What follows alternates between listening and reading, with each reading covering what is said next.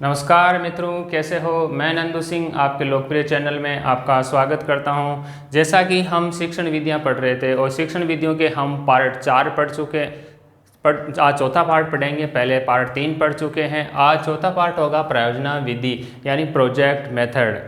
यदि आपने पहले वाले पार्ट नहीं देखे हैं तो आप इस चैनल के प्लेलिस्ट में जाइए, जहाँ पे आपको सभी इसके भाग मिल जाएंगे। तो आज अपन पढ़ते हैं प्रयोजना विधि या प्रोजेक्ट मेथड।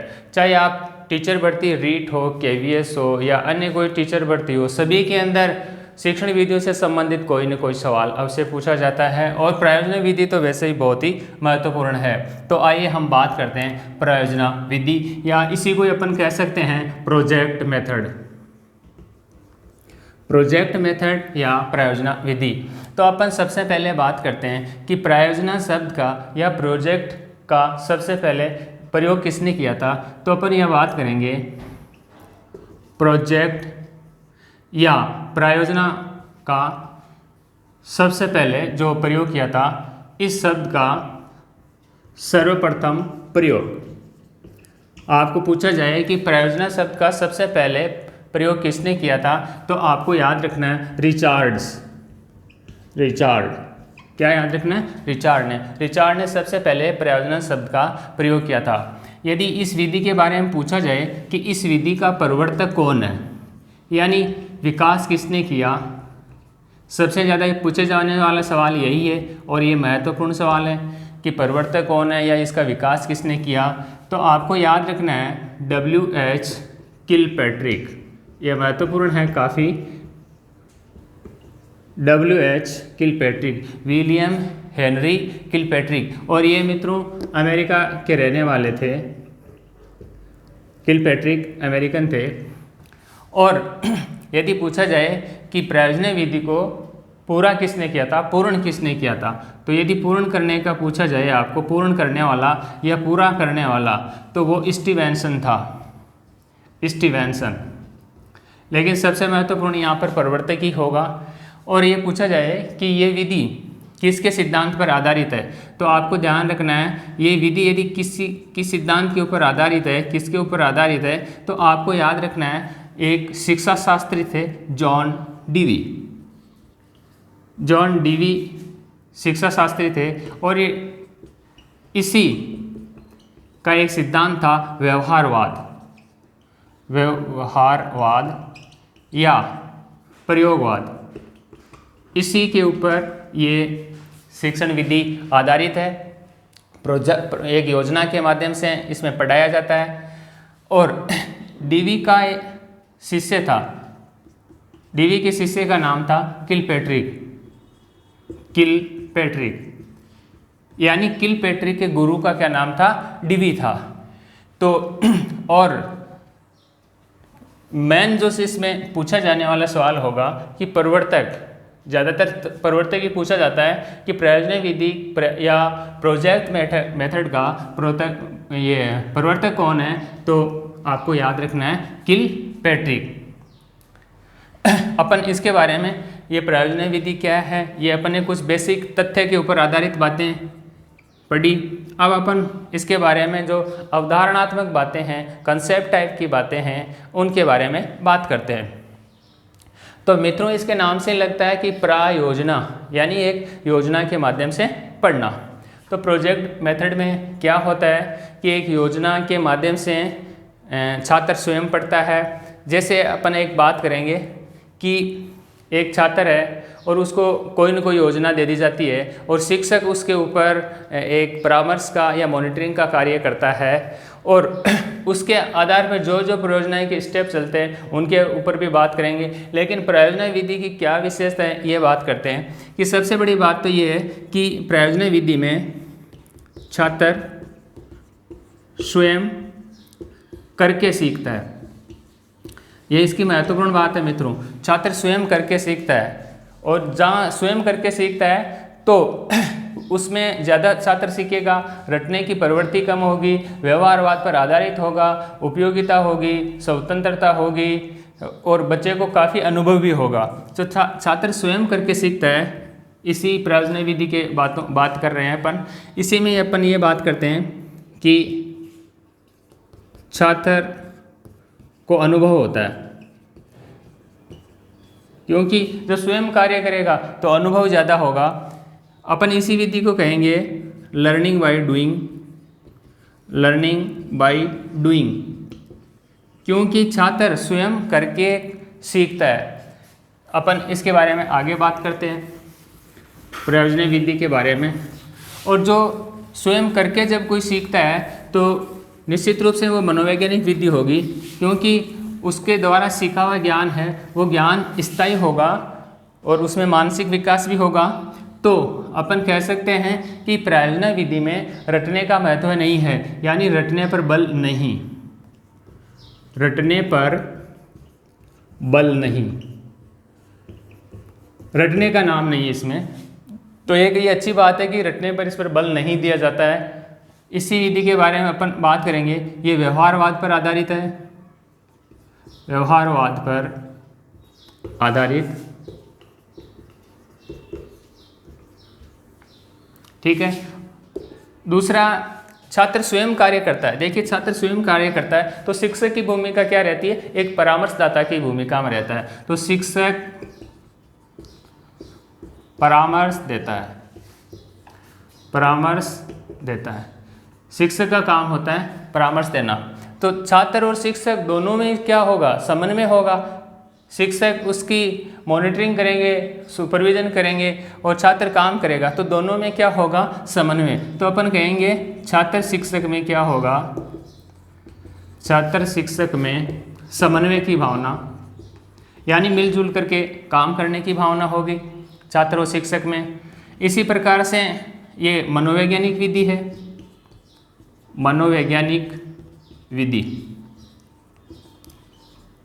क्योंकि जो भी कोई छात्र करके सीखता है, स्वयं कार्य करता है और जो अध्यापक है एक परामर्शदाता का काम करता है, तो उसमें याद भी ज़्यादा होगा बच्चे को। तो अपन कहेंगे ये एक मनोवैज्ञानिक विधि है। इसके बाद में अपन आगे बात करते हैं। देखिए, प्रयोजन विधि के सोपान कौन कौन से होंगे उनके बारे में अपन बात करते हैं। मित्रों, इसके अलग अलग बुक्स में अलग अलग सोपान दिए गए हैं, अलग अलग नाम हैं, लेकिन इसको आपको जो सोपान है याद रखने, 6 सोपान याद रखने। प्रयोजन विधि के कितने सोपान है आपको याद रखना है, 6 सोपान। और 6 सोपान कौन कौन से हैं ये अपन बात करते हैं। देखिए मित्रों, सबसे पहले है परिस्थिति उत्पन्न करना, परिस्थिति उत्पन्न करना, परिस्थिति का उत्पन्न करना।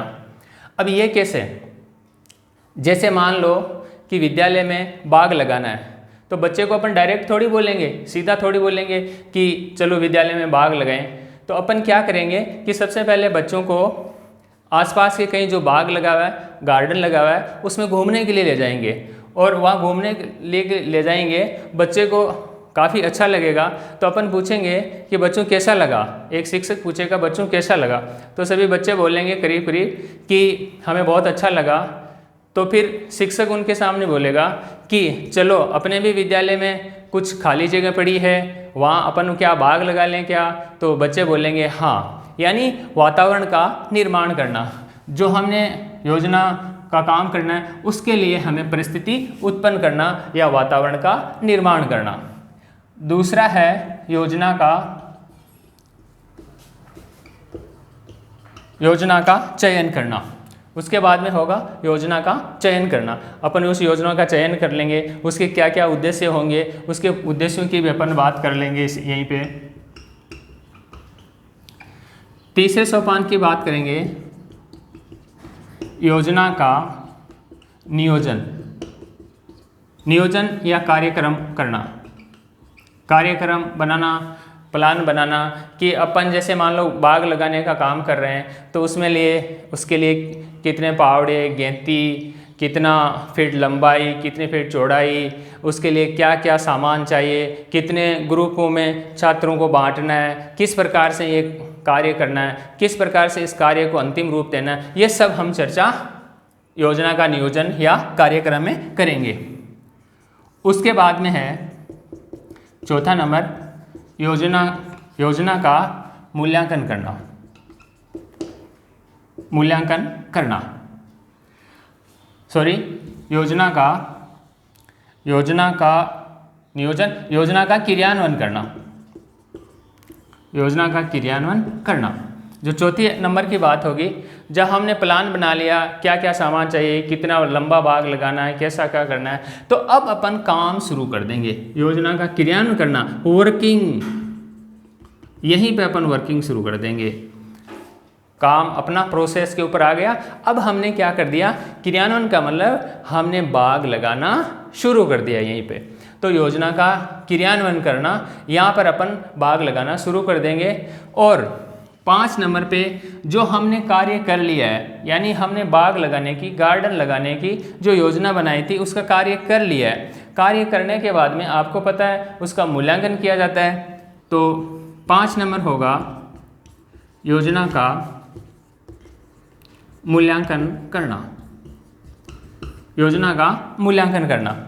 देखिए कि कहाँ तक जो अपन ने प्रोजेक्ट लिया था बाग लगाने का, वो कहाँ तक सक्सेस हुआ है, उसमें क्या क्या कमी रही है और क्या क्या हमने किस प्रकार की किन की भूमिका रही है, ये सब हम किसके ऊपर करेंगे, मूल्यांकन करेंगे। और छठा जो सोपान होगा ये लास्ट सोपान होगा। अब जो भी इसके अंदर जो परिस्थितियाँ हुई सब का रिकॉर्ड रखना या लेखा रखना। तो योजना का रिकॉर्ड रखना या लेखा रखना, पूरा लेखा जोखा रखना ही क्या है, योजना का रिकॉर्ड रखना या लेखा रखना। आपको मित्रों ये 6 सोपान आपको याद रखना है। और थोड़ा सा यदि आपने देख लिया तो कितने सोपान है परीक्षा में पूछा जाए तो 6 सोपान, और इनके क्रम भी आपको एक दूसरे से याद रखना है। और ये याद होने वाले, थोड़ा सा यदि अपन ने समझ लिया तो ये अपने आप को याद हो जाएंगे। इसके बाद में अपन बात करेंगे, देखिए मित्रों, कि जो प्रोजेक्ट हैं, प्रोजेक्ट के कितने प्रकार हैं, इन प्रकारों की अपन बात करेंगे। प्रोजेक्ट यदि प्रकार पूछा जाए मित्रों तो आपको 4 प्रकार के प्रोजेक्ट याद रखना है। सबसे पहले अपन बात करेंगे रचनात्मक प्रोजेक्ट। रचनात्मक प्रोजेक्ट नाम से लग रहा है यानी रचना करना, जैसे मॉडल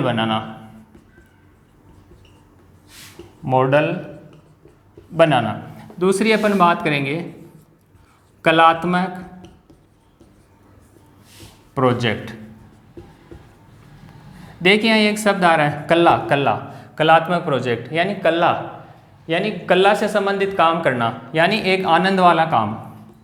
तो आनंदात्मक प्रोजेक्ट भी बोलेंगे इसको, जैसे संगीत सुनाना,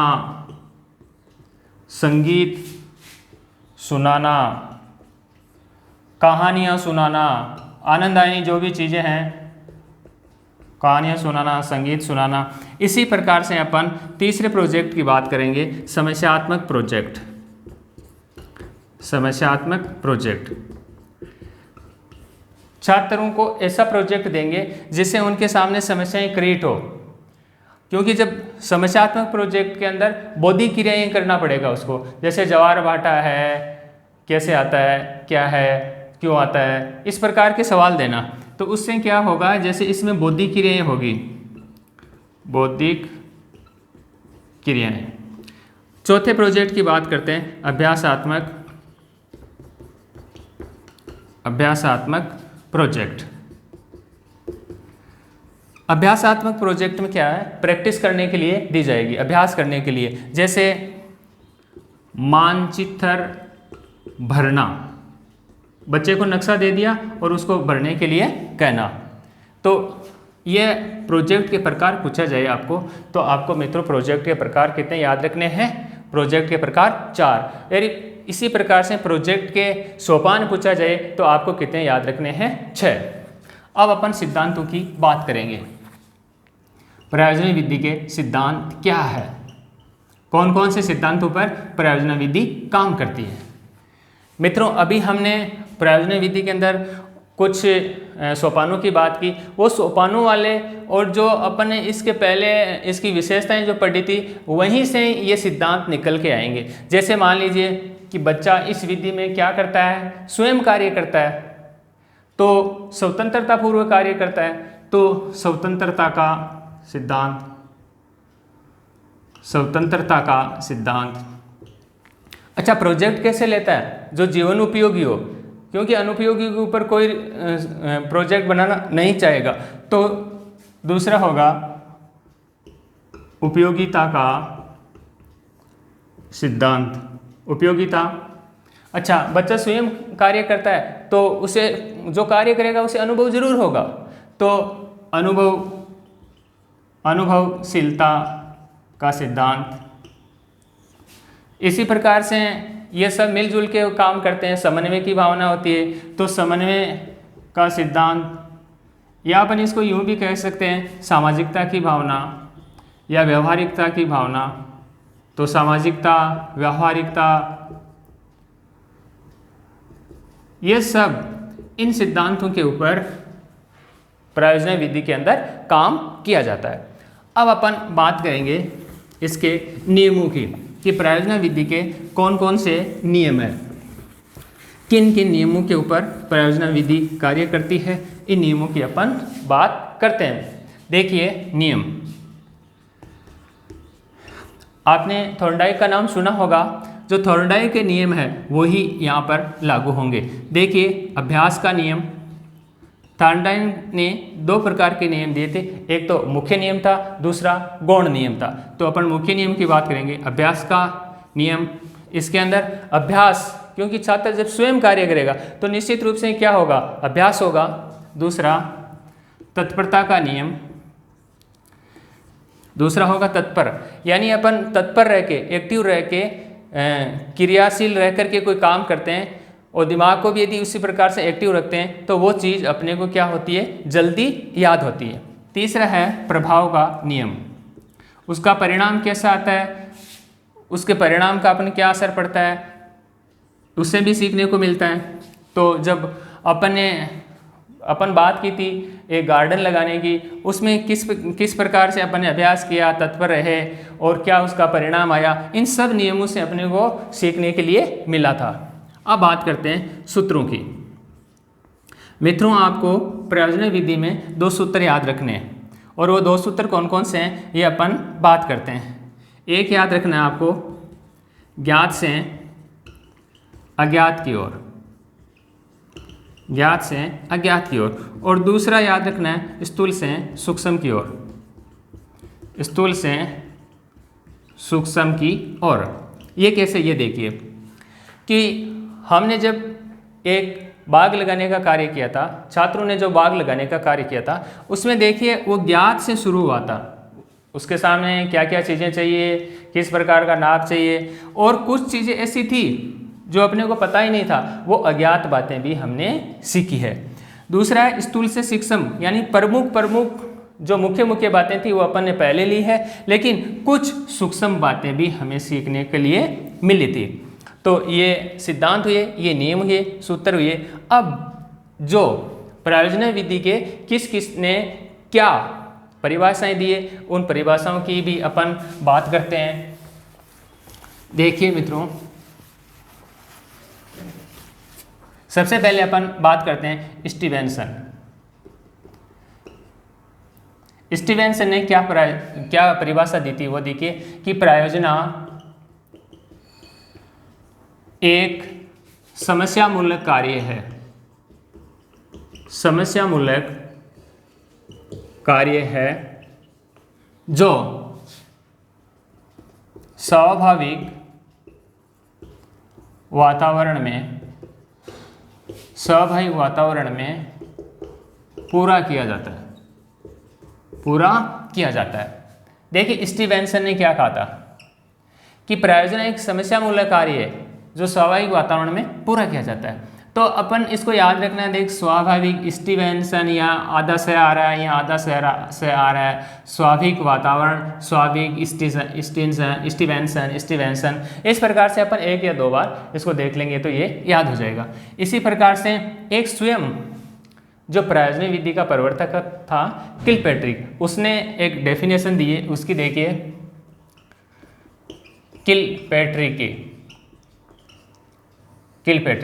किलपैट्रिक ने कहा था कि प्रयोजना एक स्व उद्देश्यपूर्ण क्रिया है, स्व उद्देश्यपूर्ण क्रिया या कार्य है जो सामाजिक वातावरण में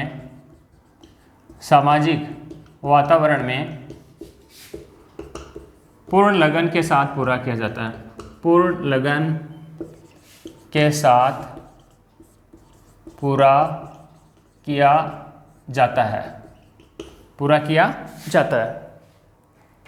पूरा किया जाता है। ये देखिए कि स्टीवेंसन ने प्रयोजन एक समस्यामूलक बताया, स्टीवेंसन ने समस्यामूलक जो स्वाभाविक वातावरण में, और किलपैट्रिक कील कहाँ पर, सामाजिक वातावरण में, कील यानी कठिनाइयाँ, किलपैट्रिक, और ये शब्द भी कठिन है, तो किलपैट्रिक और सामाजिक वातावरण में काफ़ी कठिनाइयाँ भी आती है, आराम है। तो प्रयोजना एक स्व उद्देश्यपूर्ण बताया, कोई ना कोई एक उद्देश्य होता है समाज का, तो सामाजिक वातावरण में पूर्ण लगन के साथ पूरा किया जाता है। तो यहाँ अंतर देखिए, यहाँ पर समस्या मूलक है और यहाँ स्व उद्देश्यपूर्ण है, यहाँ स्वाभाविक है और यहाँ सामाजिक है। इसी प्रकार से बेलार्ड का कथन देखें स्टीवेंसन इन दोनों में थोड़ा सा अंतर होगा और बेलार्ड का हट करके कि प्रयोजना एक वास्तविक जीवन का भाग है, वास्तविक जीवन का भाग है।